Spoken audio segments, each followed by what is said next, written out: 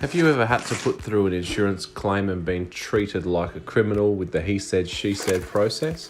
Well, this video is for you. Today we're going to have a look at this BMW X5 that just received the 4K DR900S 2-channel Blackview dashcam. Here we see the front and rear camera hidden up the top of the windscreen, barely visible from outside of the car. Wiring all tucked in with the factory harness so that we don't see any additional wiring at all. Now moving around to the front of the vehicle, we see that we've hidden the dash camera in behind the factory rear view mirror, once again with our harness tucked in with the original wiring so that no added wires are visible. Here's a still shot from the front and rear of the dash cam, nice and clear, so number plate recovery is nice and easy. My name's Jared Shelley from Auto Fidelity. Thanks for watching.